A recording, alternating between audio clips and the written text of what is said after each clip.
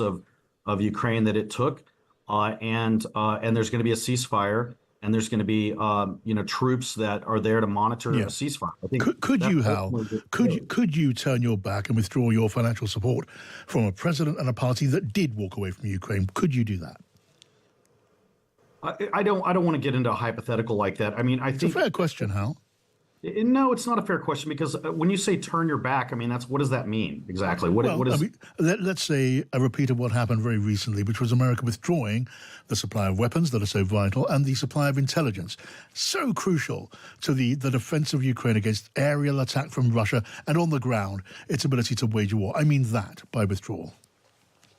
Yeah, well, he's obviously trying to get Zelensky to the table, and Zelensky, I don't know what he's thinking in his mind as far as how he views this end. I haven't heard him speak about it.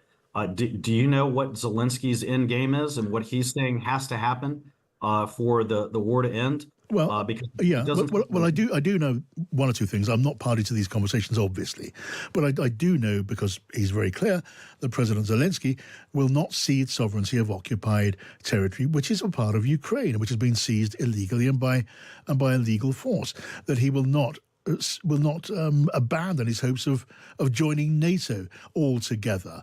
Is it reasonable to ask him to do that? That would be a massive concession to Putin's aggression, would it not? Well, he ceded. What about Crimea? I mean, that was already ceded under Obama.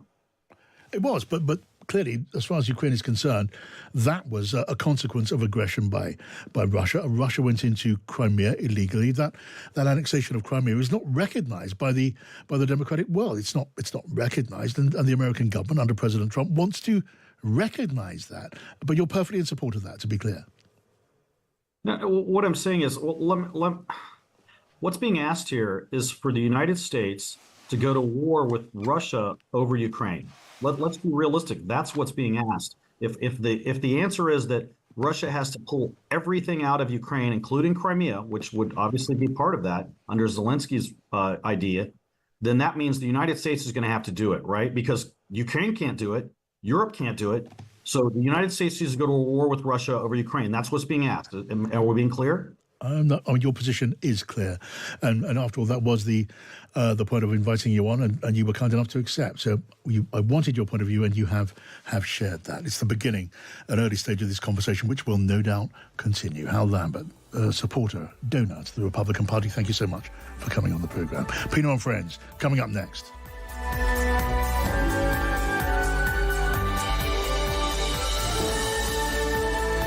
Across the UK, on DAB, online and on your smart speaker.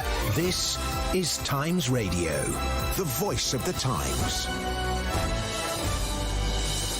It's 6 o'clock. I'm John Pienaar. Welcome to Pienaar and Friends, which tonight is Rachel Cunliffe from the New Statesman and political commentator, ConservativeHome's founder, now Reform supporter, Tim Montgomerie. And you, very happy to say, and you can see us as well as hear, depending on whether you want to tune into YouTube, where you can see it all happen in front of your very eyes. We're there now, live as it happens, or just listen as you always will. Either way, you're welcome. Do join in. Send me a text. Send me a tweet, and we can all chat after the news with Laura Cook. Thank you. Good evening. The International Monetary Fund has warned that Britain's economy will be among the hardest hit by the global trade war, and inflation is set to climb. It slashed its UK growth forecast by a third for 2025, down to 1.1% from the previous 1.6%. Economist and Times columnist Simon French told Times Radio there are a few things that could turn this around. Within the forecast is an expectation from the IMF that the Bank of England will cut interest rates by more than had been perhaps feared. The other thing that's in the forecast, some energy prices are considerably lower now than they were just a few weeks ago. You'll see some quite considerable falls in those key costs. Energy costs, we know, are a visible cost for households. If those are coming down, you're likely to see consumers feeling a little bit more optimistic about their spending power. The prediction comes as Chancellor Rachel Reeves prepares to meet her US counterpart Scott Bessent at the IMF Spring Gathering in Washington this week. Times Washington correspondent Alistair Dorber explains other matters on the Chancellor's mind. US equities have had their worst April since the Great Depression. The dollar's down 10% since Donald Trump took over in January. And we had projections of 3.5% growth this year from the IMF. And that's obviously completely reversed in the less than 100 days that Donald Trump's been in office. So I think Rachel Reeves will also be just as concerned on the state of the world economy as much as on trade deals with the US. The Scottish Government's abandoned gender reform proposals after a Supreme Court ruling last week legally defined a woman by biological sex. MSPs have been told there are no plans to revive a bill which would have simplified the process around gender recognition certification, but which was blocked by the previous Westminster government. Sir Keir Starmer says the court judgment brings clarity. Women and Equalities Minister Bridget Phillipson insists trans people will continue to be protected. This government will protect women's wards, and NHS England will soon publish guidance on how trans patients should be accommodated in clinical settings, and we will end the practice of mixed-sex wards once and for all. Prince William will go to the funeral of Pope Francis in place of the King. The funeral will take place in St Peter's Square on Saturday morning, with world leaders, including the Prime Minister, also attending. Journalist and crossbench peer Charles Moore says in an increasingly connected world, the office of the Pope remains significant. It used to be enough for people simply to know that the Pope existed and sat in Rome. That's not the case now. It's now very strong in people's minds, and therefore his soft power, if you like, is remarkable. The conclave, which is the process to select a new pope, could start on the 5th of May.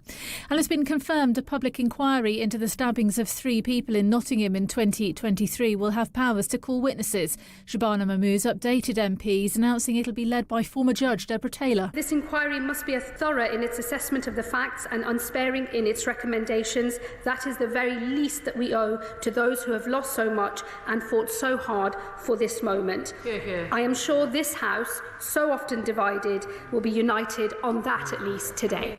Barnaby Webber, Grace O'Malley Kumar and Ian Coates were killed by Valdo Calacane. A previous review highlighted failings in his NHS mental health care. The inquiry will examine different agencies. And remember, our news podcasts are on the Times Radio app. Look for the Times News Briefing and The World in 10. Across the UK, on DAB digital radio, on the free Times Radio app, and via your smart speaker. Pienaar and Friends on Times Radio with NatWest Cushion. It's really good to have you with us on Pienaar and Friends, which is an hour of good conversation in good company. Confident always to be able to say that. And tonight our company is the political associate editor of the New Statesman, Rachel Cunliffe. Great to see you, Rachel. Hello. Thanks for joining us as always. And Tim Montgomerie from, political commentator, all-purpose, a commenter on all sorts of things, former founder of ConservativeHome, now a supporter of reform. Good to see you too, Tim. Thank you. Tim, can I start with you and ask you for your thought for the day? Well, it may be a big thought for the day. I'll try and keep it brief. And I was going to recommend Rachel's recent podcast on the Iron Mountain, which I should just briefly mention is an introduction to the conspiracy theories that have taken over American politics. I listened to it one early morning when I was trying to sleep, and then I couldn't get to sleep. It was so good. But if people want to understand the conspiracy theories that have overtaken American politics, I couldn't recommend it enough. But I feel I need to do a public service sort of announcement, really. The microphone is there. Because it's been about 3 weeks since I was on. I've had a period of leave from the Times. And I have been a backer of Donald Trump, and I think I would still vote for him if I had the opportunity. But since I was last with you, he's made his tariff announcement. Yes. And I said that evening when I was, watching it, I think this has the capacity to overwhelm all the other good that he is doing. And I still with on net zero policies, on diversity, on immigration, on deregulation. I still think he has the right instincts, and I don't think I could have voted for Kamala Harris, but I honestly cannot think of a self-inflicted wound of greater consequence than that tariffs announcement of any politician of recent times. And where does that leave the president, in your estimation, on balance? Well, hugely full. And, people probably screaming at their radio as they hear me say this, saying, couldn't you recognise that a man of such evident character flaws was capable of such a error? And that probably is my error. I still, on balance, would probably vote for him because I think the West is in decline. I think America's in decline. And I hope that Trump, his boldness, had the capacity to turn things around. But the tariffs policy is just so stupid, so self-injuring. And I don't believe in tariffs, but if you do believe in tariffs, this was entirely the wrong way of doing it. There was no consultation. There's no treatment of allies different from foes. It was an incredibly badly implemented policy. Yeah. But I feel I just have to confess, perhaps I was wrong to even give him the possibility of becoming president again. But the tariff policy is, I think it really has the potential to change the course of history, because it is going to cause so much economic damage to the West, to America. You know, you see the markets already, the flight from believing in America of investment funds. It's a calamitous decision of enormous consequence. And with, you know, he's retreated from it partially, but I think the damage to America standing in the world is still there. And I'm very glad, and people listening will be glad, that I'm a commentator, not a politician. But there's times when I just think,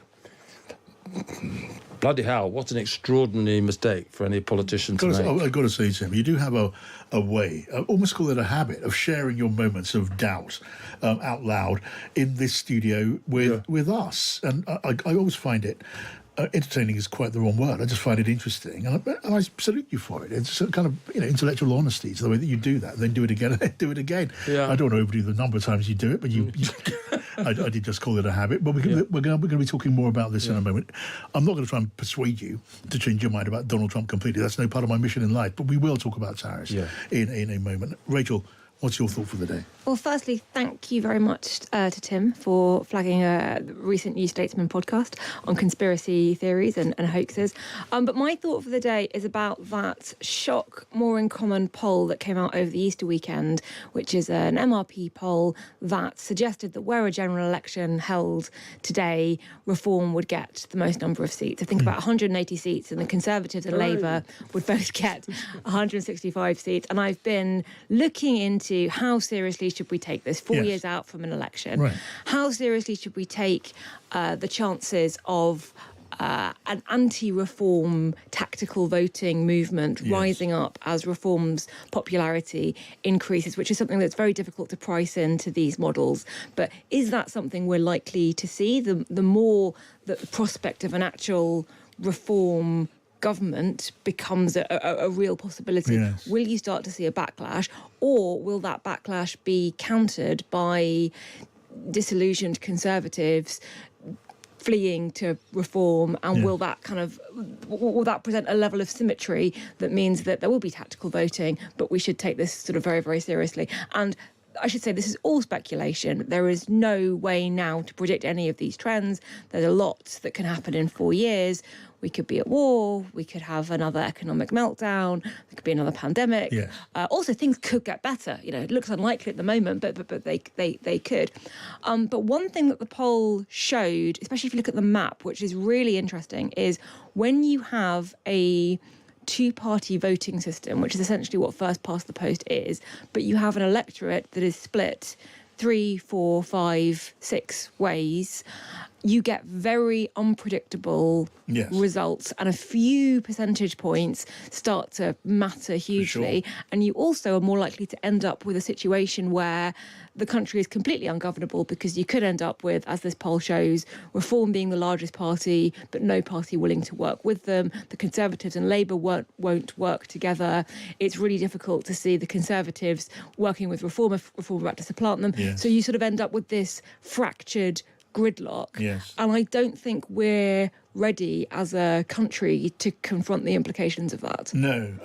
And equally, we're not going to have an election tomorrow. I mean, that's one of the certainties in life. We're not going to have an election tomorrow. Thank goodness. And we can remember, I can certainly remember, more than one occasion when an insurgent party just swept everything before it in the national public opinion polls. I can recall, so can you, the Liberal Democrats, in the middle of an election campaign, not mid-term, when we called it Clegg-mania. Remember that? And for a period after some TV debating had gone on, the leader of the Liberal Democrats, Nick Clegg, he was significantly in France in the national opinion polls for a period of, certainly for a week or more. I agree with Nick. Do you remember that? I agree. There was Gordon Brown. Everyone was queuing up to say they agreed with it. And what happened at the end? Nothing very much happened at the end of it. I think the Tories lost the majority because of that Clegg-mania. They were on course for a majority. Yeah, but I take your point. Yeah. But you could say they were heading that way already. But the phenomenon of the Liberal Democrats was nowhere near that. And I also can remember quite vividly, actually, because the older you get, you remember things quite vividly. I remember 1983 when we had the Social Democratic Party, the Gang of Four, David Owen, Shirley Williams, Bill Rogers and Roy Jenkins, and they had the polls absolutely at their fingertips. They were 44%, many points ahead of everybody else. What happened? In the end, actually, in the opinion, when the votes were counted, they were 2% behind Labour in the popular vote and 200 seats behind Labour in the popular vote. That's the system we live in. That's the politics we live with. Maybe this will be the breakthrough. I don't know. You don't know. But it's always worth remembering those lessons. I think it's very early in the Parliament, and I certainly wouldn't want to put any money at all on how Reform will do at the next election. All I would say is I think the antipathy towards the political establishment is a long-term phenomenon now, and Reform are taking advantage of that. Whether they will continue to be the monopoly beneficiary of it, well, time will tell. Time, as they say. I always hate, when I was a reporter rather than sitting in a chair, just doing what I'm doing.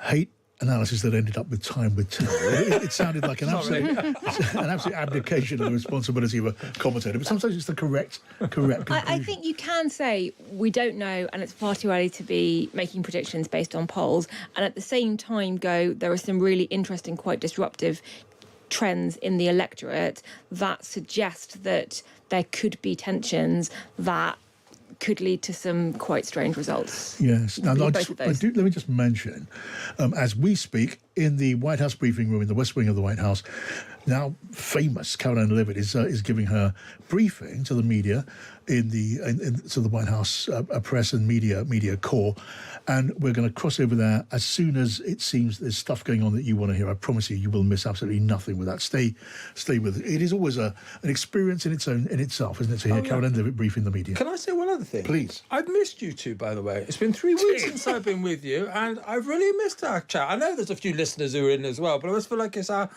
regular Tuesday evening chat about politics, and I've missed your company. I really have. Well, it's lovely to have you back. I'm sure goes absolutely with bells on for all of our listeners. So let's consider everyone just to have had a group hug right there. So before we cross over to the White House, just picking up on that, on the point of tariffs and what they may mean for the future, because we are talking about economic forecasts here, and the only thing you ever know about an economic forecast is it's not going to be correct. But you do have the IMF telling us that the global economy is going to take a knock, and a serious one, from the president's trade tariffs. Britain is going to see forecast cut by a third. And before we cross over to the White House, I'm sure they're going to come onto this or various other things we're going to want to tune into. Tim, I mean, you were sort of, bearing your breast on this stuff. Those growth forecasts, they do kind of tell us, do you feel that we are now in the position of being rather victims of what is a vast global economic experiment conducted by the White House? Yeah. Well, look, I do not think this Labour government has handled the economy well.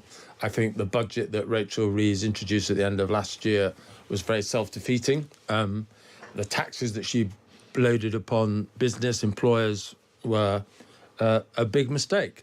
But to be honest, even if we'd had the perfect chancellor, the perfect economic regime since Keir Starmer came to power, the significance of what Donald Trump did in that announcement on Liberation Day, or whatever it was called, are so seismic, so undermining of investment plans, of business, of confidence in international trade, it would have been overwhelmed anyway.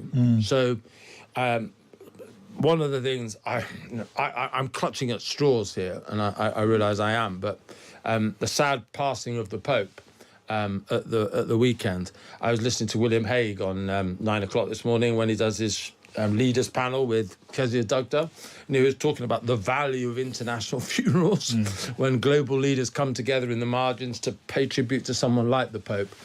I don't know whether there is any chance of Donald Trump making a full reverse ferret on all of this, because he really needs to, because the consequences of what he announced, even with the partial retreat, are so enormous. The scale of what he's done, the lack of consultation, the treatment of allies and adversaries, the same. I just wonder if in there's an international gathering, no agenda, chance, maybe some of the world leaders will be able to stare him in the face and say, what are you doing? Well, I think a lot of them are doing that in different ways. The question is the president listening to be moved? Rachel, what are your thoughts? Well, I've been reading the IMF blog report on its forecast, and it begins, and keep in mind they're usually quite measured in their tone with these kinds of documents. The global economic system under which most countries have operated for the last 80 years is being reset, ushering the world into a new era. Existing rules are challenged while new ones are yet to emerge. I mean, it's proper, it's the world, but not as we know it. And what comes across in the IMF's report is that the damage to the global economy is going to be significant as a result of this. And they go into how the UK will be affected, how developing countries will be affected. And it's all negative. You know, spoiler alert, it's not good for anyone. But they do flag how the most amount of damage will be to the US itself in terms of confidence, business confidence, as Tim was saying, in terms of its currency, in terms of interest rates and potential inflation. And I saw today that because of the increase in interest rates as a result of some of these tariff policies, the Trump government that was meant to be cutting government spending, that's what Elon Musk was there to do, is actually having to spend more, even with all the cuts, because government are having to spend more to compensate for that increase in borrowing costs. And it's going to take, even if you reversed it tomorrow, it's going to take a really long time before that confidence is restored, if ever. So some of this damage will be really long-lasting, and it is damage primarily to the US itself. OK, more of this conversation coming up. Still watching the White House. We'll cross there, as soon as it is a good thing and a good idea to do that. I mean, when we come in a moment, we're going to come back and put maybe some of the arguments that might be coming from Donald Trump's mouth, because that is part of what I do in this chair. Stay with us. Have a listen. Tell me what you're thinking. You're listening to Pienaar and Friends on Times Radio.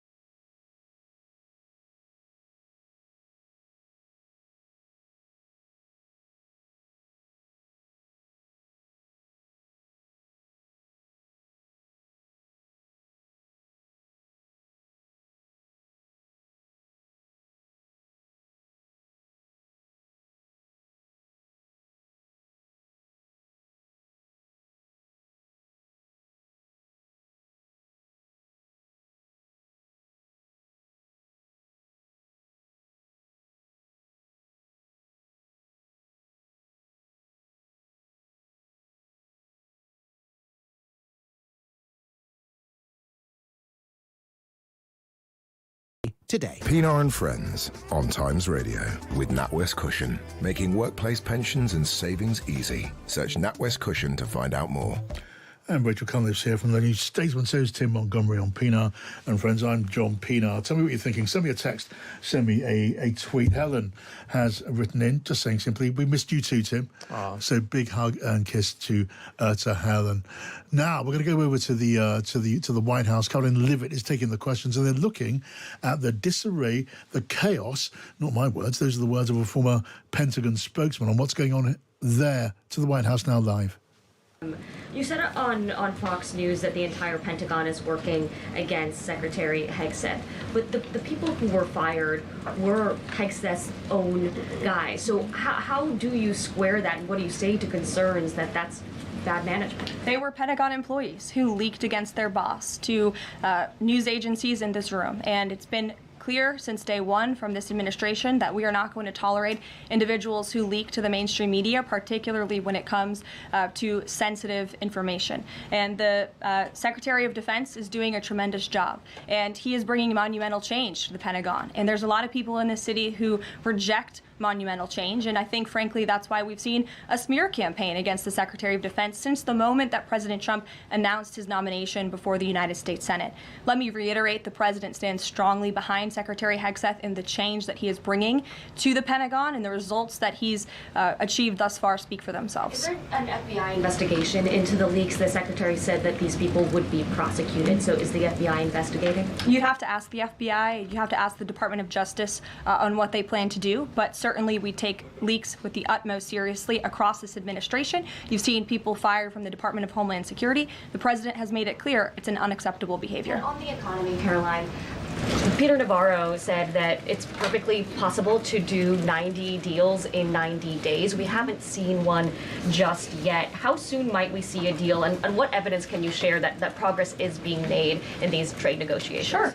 Well, I spoke to our entire trade team this morning. There is a lot of progress being made. We now have 18 proposals on paper that have been brought to the trade team. Again, these are proposals on paper that countries have proposed to the Trump administration and to our government.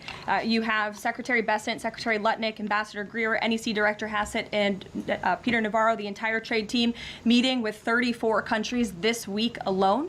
We are moving at Trump speed to ensure these deals are made on behalf of the American worker and the American people. And just yesterday, it seemed to get a little bit lost in the news, and I think it's a disservice to the American public that it did. The Vice President announced terms of reference for a trade deal with India. That is a big deal. We know when we look at the numbers, the monetary trade barriers and the non-monetary trade barriers from India, they have been ripping off the United States and American workers for a very long time. So the fact that the Vice President with Prime Minister Modi on that trip in India announced these terms of reference, which is essentially a framework to move the ball forward to sign a good trade deal between our two nations, is great progress, and it speaks to the work ethic and the real labor that's being put into this effort by the president's trade team. Sure. Go ahead. Does the proposals that you talk about, is that enough to extend the pauses on these reciprocal tariffs, or does the president need to see, these deals inked and signed to offer any sort of additional extension beyond the 90 days? Well, look, ask me in July when the deadline hits. I know I'll be answering those questions from all of you in this room. There's a lot of time left, and the president's trade team is working, again, at Trump speed as quickly as they can to ensure that these deals can be made. Are any of those conversations yet with China happening? I actually do have something to share on that. I asked the president about this before coming out here, and he wanted me to share with all of you that we're doing very well in respect to a potential trade deal with China. As I mentioned, there have now been 18 proposals in more than 100 countries around the world who are wanting to make a deal with the United States of America, and the president and the administration are setting the stage for a deal with China. So we feel everyone involved wants to see a trade deal happen, and the ball is moving in the right direction. Sure. Setting the stage for a deal with China, what does that mean? Has the president spoken directly with Xi yet? I don't have anything to read out on a direct talk between the president and President Xi, but we will continue to keep you updated. And Secretary Bessent reportedly today told investors that the trade standoff with China he expects will be de-escalating soon because, as he described it, reportedly the situation is unsustainable. Is the president considering taking steps to de-escalate the situation with China? Again, I just read you words directly from the President of the United States. Those are moments ago. That's where his head is at right now. Caroline. Sure. Caroline, I have two questions, one on immigration and one on China. Okay, we're going to pull away from that briefing for the time being. Anything else you need to hear, promise you, we will share that to you as soon as it comes to us. You never know what's going to happen at this White House briefing. It's very often fascinating. It's sometimes even entertaining. It's quite a character, the president's press secretary, and it frequently contains nuggets of news. When those drop into our lap, we will, I promise you, share those with you just as soon as they come along. More coming up here on Pienaar and Friends. It's 6:28. What are you thinking? Send me a text, send me a tweet. So much on the table this afternoon. And Tim Montgomerie is here. Rachel Cunliffe is here to share their views with you. Hopefully you're there to share your views with us. Send me a tweet to @TimesRadio. What about one in your own voice on WhatsApp? It gives us a curious kind of pleasure to hear what you're thinking in your own voice, expressed in precisely your own way. Send us a voice note on WhatsApp to 0333 003 2353. Now, before we move away, on this question of tariffs, I think we're going to carry this conversation over, guys. Well, I'm just going to take a moment here to speak up for President Trump. Why not? Someone's got to do it. Get the popcorn out, everyone. It is not my position. You and Tim have switched sides. No, I don't take sides. But I would say, it can be said fairly, can't it, that Donald Trump, first of all, he told the country this is what he was going to do before he did it, and he's doing it. Now, that's not a complete argument, but it is an argument. Yeah. And there's another one that says that part of the wind in the sails of this idea is that too many people in those Rust Belt so-called states where manufacturing has been hollowed out, it went abroad, outsourced to countries far away with much lower labour costs, that caused a certain justified level of resentment. And the plan here, we're told, is to get some of those businesses reshored to the United States, which is where you get into problems of, practicability and realism. But there's a mandate for this stuff, and maybe a principle in the eyes of so many Americans that has some merit to it, Tim. Well, look, I said I'm not in favour of tariffs. Generally, I'm not. In the first term, though, Trump did levy some tariffs on China. Now, I think China is a strategic enemy of the West. I think we should have a policy whereby, I think Dominic Raab, when he was Foreign Secretary, tried to get it going, that amongst the democracies, we could have a whole series of essential industries, not just arms, but, it was discussed in the wake of COVID that we should trade essential medical supplies, that we shouldn't be dependent upon dictatorships for those sorts of products. There was an argument for a particular focused tariff policy on China. What I wasn't expecting from Trump, and maybe I was naive in not expecting it, was, for the first country to really be the subject of tariffs was Canada. Canada, which has probably, been America's one of the most loyal allies alongside Britain in history. For it to be announced overnight, for the tariffs to be at a huge level that, we saw all those tech bros, behind Donald Trump on Inauguration Day. Well, was Tim Cook of Apple really expecting iPhones to be basically put out of business if they hadn't carved out this exception since? So, yes, he kind of flagged it, and perhaps I was naive, that's what I'm guilty of, for not expecting what he announced. But it was on a scale and without consultation, indiscriminate, that I think really was rash. So I don't think that's a defence. And then on the industry thing, you look at what he did do in the first term for steel tariffs, and you look at the actual impact. I think there's 2 steel mills in America that have benefited from it. But the cost to the rest of American manufacturing of basically higher input costs has been much more damaging for industry. So yes, I think the reindustrialisation of the West is incredibly important, and I've just suggested a way of doing it, trading amongst the democracies in essential supplies. But even on Trump's own, the one experiment he ran on steel and what do the Americans, how do they call aluminium? Aluminum. The one thing he did in the first term, it didn't work on its own terms. Yeah, I did deploy an argument on President Trump's side because I thought, well, why not? We're having a conversation. But I did not mention the obvious point that the president seems not to have taken account to the fact that the global economy is just so intertwined, to attack it with a hammer in this way can only hurt you as much as anyone else, or even more, nor to the very obvious fact that it was perfectly possible that countries that were hit with tariffs might actually retaliate, and that includes China. So I've given an argument on that side, and there's a counter-argument. I can just have an argument with myself for the rest of the... I think you were more persuaded by the second argument you made than your first one, John, but maybe I'm putting words into your mouth. You may say that. Now we're going to have more to talk about after the news. We're going to hear from what goes on after this at 7 o'clock, and we're going to be joined by a colleague on stateside. Now, though, it is 6:32. Let's get the news with Laura Cook. Across the UK, on DAB, online and on your smart speaker. This is Times Radio.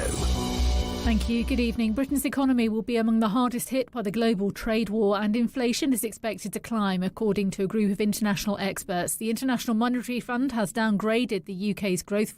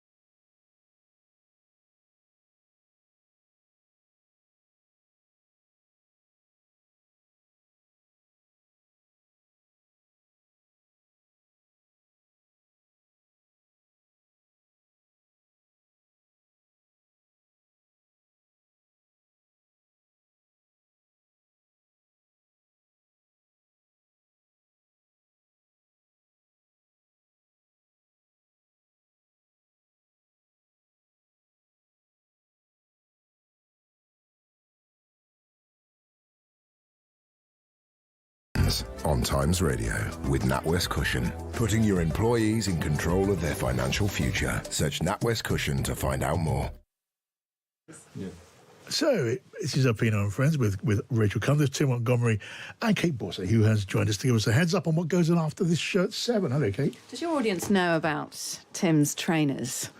Well, because can I just give them the heads up on the trainers? We've just been talking about Tim is wearing a pair of rather fetching bright electric blue pearlised trainers with a swoosh brand on them, and they're rather fetching. Yeah, that's sort of my rediscovering my youth. They're actually old trainers that I didn't really wear at the time. I wasn't brave enough to wear them at the time, but and at this stage in your life, footwear. I don't care anymore, so I'm just wearing them. Yeah. This is part of your makeover, of course, from Conservative to Reform You think so? UK. Yeah.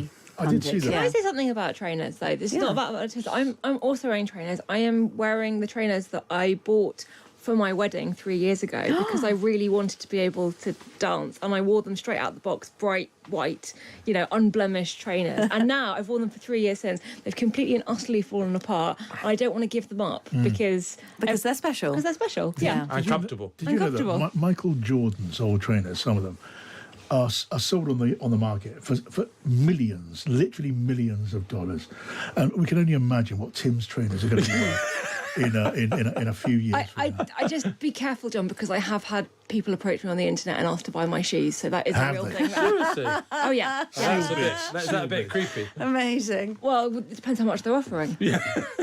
Kate, what are you up to? This evening, we are going to look ahead to what's going on in Washington. We've got a reporter on the sidelines there, just sort of casting an ear here, there and everywhere over proceedings. Rachel Reeves, of course, and the IMF and that dismal growth prediction, although it is in line with the OBR, so it's a piece of bad news that we've sort of had already.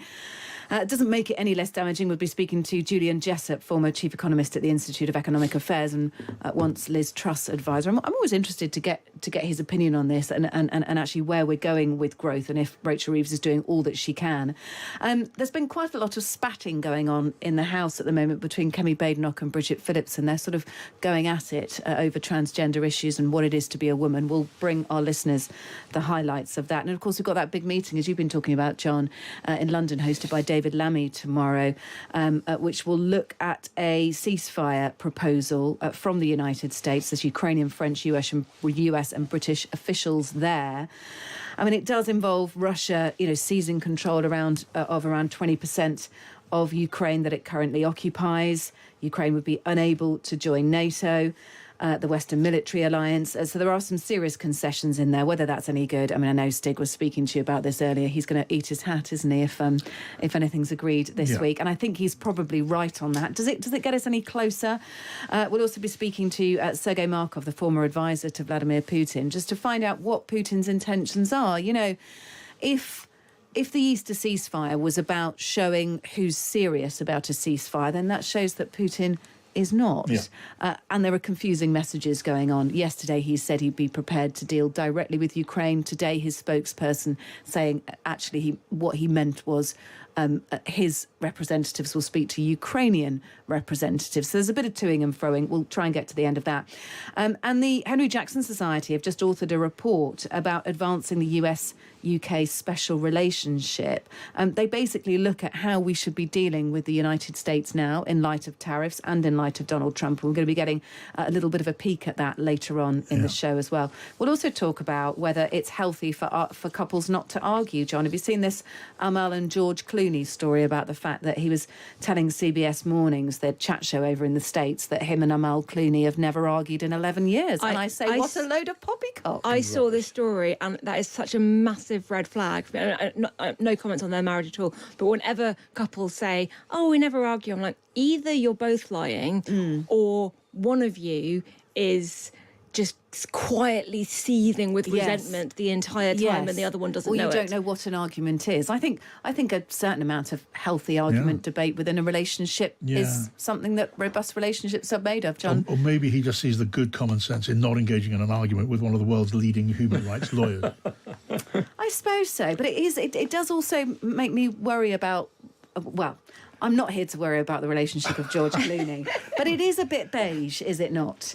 to celebrate never arguing in 11 years of marriage. So we'll be asking our listeners tonight for a little bit of fun. It's also completely unreal. And I think children, in marriages and families, if there's no argument, they don't see reconciliation practiced either. And it's incredibly important for children to see, see that people overcome differences, because otherwise they don't know how to deal with it. I agree. And there's also the great benefit to family unity of the children, after an argument, just spending a bit of time gluing the crockery back together.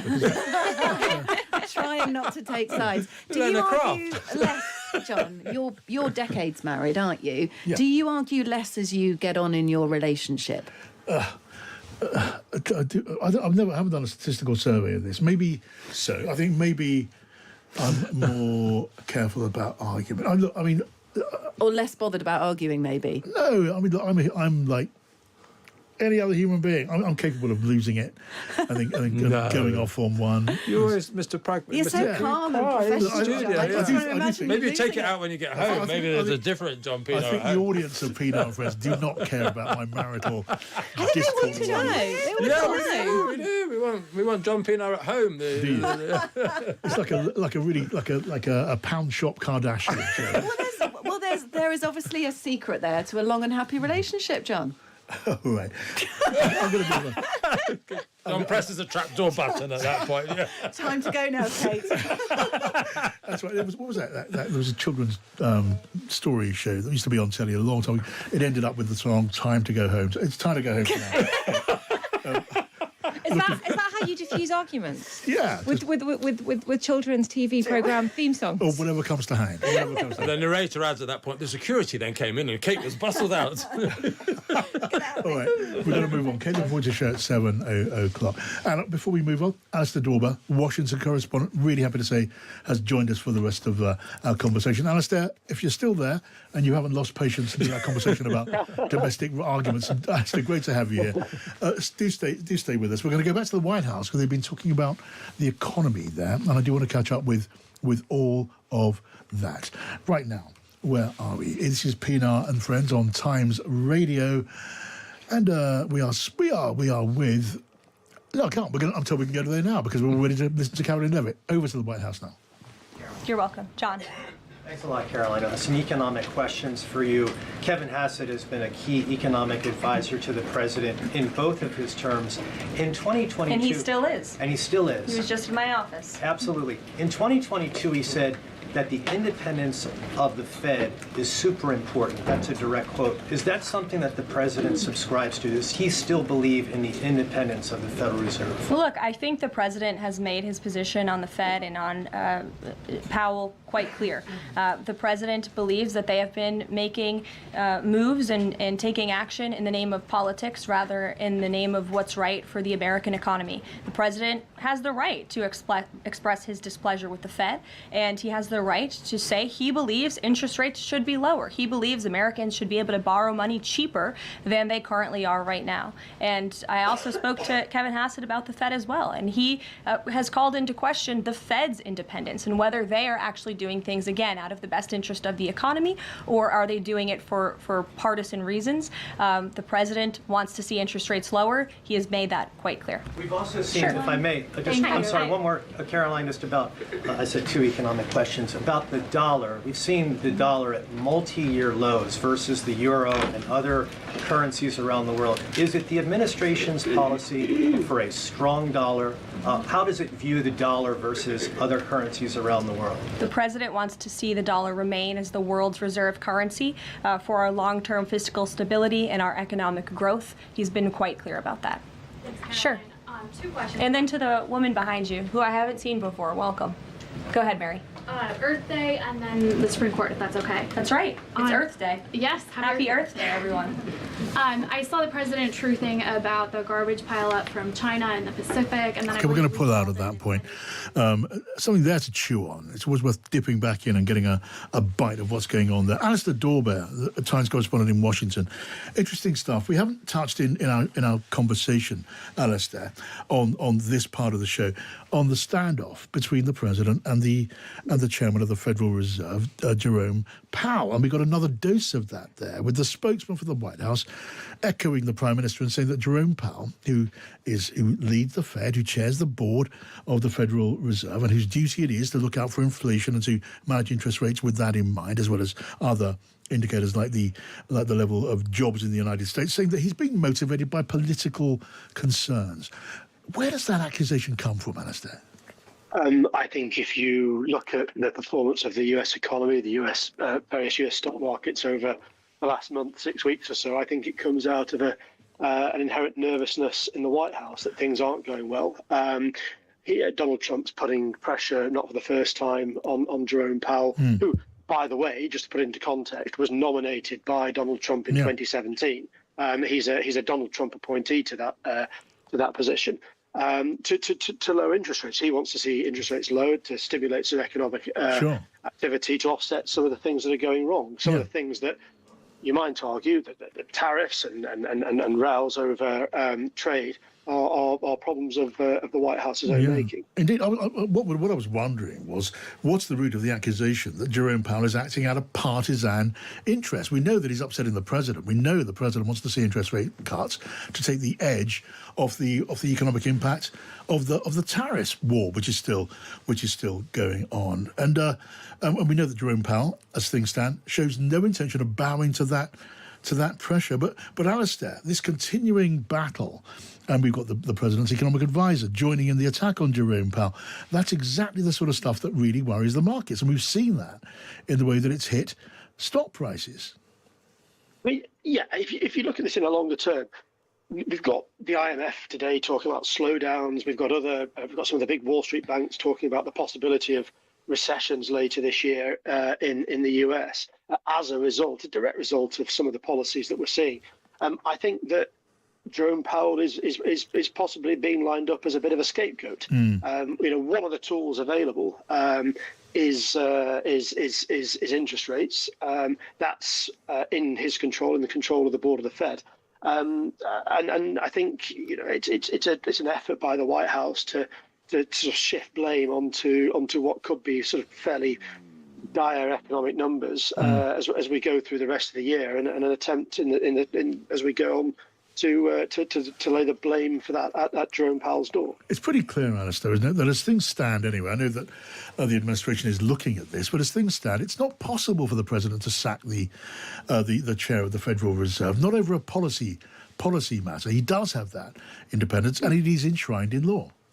Correct, absolutely. The position is nominated by an incoming president, and often the chair of the Federal Reserve will serve several administrations from different parties. I mean, Jerome Powell has been in position since the start of the last Trump administration. He served all the way through the Biden term in office, and looks set to continue. There's no suggestion that Jerome Powell is stepping down, and that's the idea, is to separate that power from the White House and to serve some sort of continuity. But of course, at the moment, that's deeply upsetting Donald Trump and his officials. Tim Montgomerie. Can I just clarify? Isn't there a sort of a clause whereby the president can get rid of the head of the Federal Reserve if there's cause, and the cause is thought to be like if they robbed the bank, or something like that. And it's not beyond impossible, given who Donald Trump is, that he could interpret that as he wished and see it prosecuted in the courts. So maybe he wouldn't press that nuclear button, but you couldn't rule it out, could you? Well, and it's a lever, Tim, to exert more pressure on Jerome Powell as well. The alternative argument, of course, is that it's quite useful to have Jerome Powell in that position and using him as a lightning rod in the weeks and months down the track. Oh, he'd be mad to take it, but it's not impossible. He could say it's not impossible. It's not impossible at all. But you're right; it would be prosecuted in the courts and would take several months, I think, to play out. And then you've got the members of the board of the Federal Reserve who, they've been supporting the Powell line on interest rates, all of them. It's been unanimous. And on the board, you've got various regional representatives too. You can't get rid of those; they're not removable. And a war on the membership of the entire board, that would cause a meltdown in the markets, wouldn't it? That's the other issue. Everything that's truthed on Donald Trump's platforms at the moment is taken very seriously by the markets, and And any move against someone like Jerome Powell or other members of the board, or even more pressures to cut interest rates, will threaten to cause serious disruption. I mean, we've got Rachel Reeves here at present, and people are talking about, can the UK and other countries secure a trade deal? All very important stuff given the tariffs. But I think one of the things that'll be really worrying Rachel Reeves and other finance ministers here in DC this week is just the state of the markets, the fragile state of the markets, and what that means. The fall in the value of the dollar. And there's one of the headlines in the Wall Street Journal this morning is that Dow Jones had its worst April since the Great Depression. I mean, these are really, really worrying times, and especially as you get all these finance ministers gathered here in DC this week, that's, I think, what will be the centre of attention. Yeah, the Dow's worst April since the Great Depression, and a massive deterioration of the relationship with the Federal Reserve would make what's happened in the markets look like a tea party. The Great Depression would look like a tea party by comparison. That sounds rather worrying. Can I just make a UK comparison that I think is interesting and possibly relevant, in that blaming your central bank and your central bank governor for the economic consequences of what are very obviously political decisions. That's exactly what we saw with Liz Truss and the mini budget, blaming the Bank of England, blaming Treasury officials for not warning her or not believing enough in Britain. She's been going around America actually talking about the deep state as being the reason that her agenda failed. And I think setting up this confrontation between the Trump White House and the Federal Reserve gives a scapegoat, as Alistair said, but it also feeds into a message that was really key to the MAGA movement, that the institutions, the elites, they don't want Trump to succeed, and that's quite a powerful message. Yeah, I mean, we also heard, by the way, Karen Levitt there speaking out on the Secretary for Defence, Pete Hegseth, telling us the president stands strongly beside Pete Hegseth. Now, it is always said the president stands strongly behind close colleagues until the moment that he doesn't. How long will Pete Hegseth be in that job? Because so far, he does have the president hanging on and standing beside him. We'll talk about that in just a moment. On Pienaar and Friends here, in association with NatWest Cushion, putting your employees in control of their financial future. Search NatWest Cushion to find out more. Times Radio Market Watch.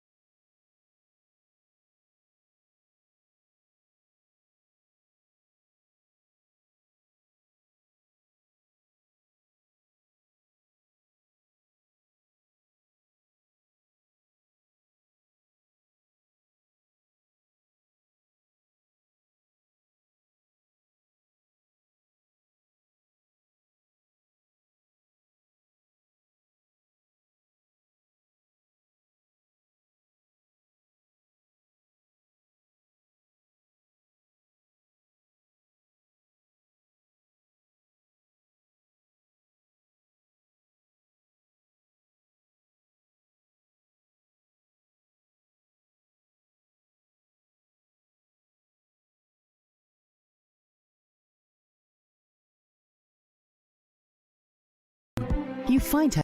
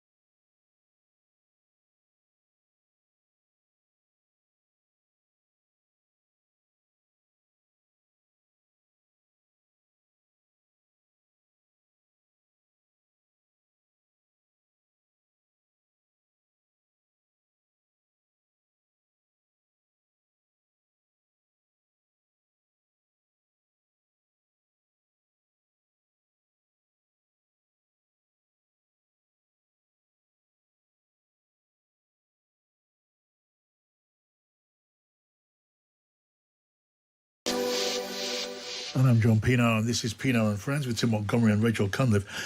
I had intended at this moment just to have a word or two here about the Secretary for Defence in the Pentagon in Washington, but I want to park that for a moment because some news has just come in. I'm not quite sure what to make of it. Curious in what you guys make of it. There was, we know, to be a meeting tomorrow with Ukrainians on one side of the table and with the United States senior team on the other side to talk about the possibility of a ceasefire. London chairing, the French in there too. They call it the Quad. And we had the president saying he was confident of a deal coming up. Goodness knows why he was confident, but he did say he was confident. Well, now the news just in is that the Secretary of State, Marco Rubio, and Steve Witkoff, the envoy, have pulled out of that meeting, and that Witkoff is going to go to Moscow instead later this week. Now, what do we make of this, guys? Just in the last couple of minutes we have left. I mean, one point presents itself pretty obviously, which is what breakthrough? I mean, the Ukrainian position has always been as clear as it could possibly be. They're not going to cede sovereignty over the occupied territories. They're not going to renounce their hope and their dream of joining NATO. And they have been the demands of Vladimir Putin. Maybe it didn't take long to establish that before they even sat down together. And so they've avoided a kind of crunch point at this moment in London tomorrow. But I don't know. What do you think? I think it's evidence of the US really losing interest, or at least Trump losing interest. We know that he wanted to come in, solve the war, fix the war, peace on day one, get the Nobel Peace Prize done. And the moment it became obvious that it was a little bit more challenging than that he could bully Ukraine, he did bully Ukraine, but that Russia was not going to fall into line, which we've discussed about how Vladimir Putin essentially played the Trump White House. As soon as it became obvious that there wasn't an easy win, the White House has taken a step back from its interest in this, because if the meeting happens and there isn't a breakthrough, then it looks like a failure. Whereas this way, Trump can continue to say, well, if we'd been at that meeting, maybe there would have been a breakthrough. He can continue with the fantasy that there can be progress made. Because there will be an American team there, just not the two top guys. But it's much, much lower profile, and the blame doesn't reflect directly on him in the same way. Tim? Well, it's dangerous to speculate, and America pulling out of a meeting with Ukraine doesn't sound good. I'd just be interested in why they're going to Russia. Is there anything? I may be hoping against, triumph of hope over expectations, but maybe there's something that they're prodding Russia, or Russia is about to make a concession. That would be the only possible good thing that could be behind this. Yeah, at this stage we can only hope that there is something going on that can lead to some sort of, I don't know, meeting of minds, however uncomfortably. And what do we know? We do know that Steve Witkoff has been one of those who was very keen to do business with Russia, wants to get on with a business relationship, whether it's to do with cooperation on the extraction of minerals, not just from occupied Ukraine, but from Russia itself. They want to get towards a normalisation of that economic relationship. And if he's going to Russia with that stated objective still in mind, there's going to be all sorts of concern about what that means for the ceasefire talks. Mm-hmm. Well, I'm just hoping that Trump will have seen how intransigent Russia has been through this process, because America's not behaved well towards Ukraine, we know that, and yet Russia has really given Trump nothing in return. Just hope that somehow Trump's temper may be flaring at this, and Putin not giving him anything may mean that he will do the decent thing he should have done in the first place and back Ukraine. OK, well, let's see what transpires, what happens tomorrow. Who knows what we're going to be picking up. Our ears will be leaning in that direction. Meanwhile, thank you tonight for listening, as always. Our producer today was Ollie Cole. Our technical operator was James Wally. I'm going to be back tomorrow at 4. We're going to be covering that story, among, of no doubt, others too. Kate Borsay, as promised, is going to be up and here in just a moment, and you're listening to Times Radio. Across the UK, on DAB digital radio, online and on your smart speaker. This is Times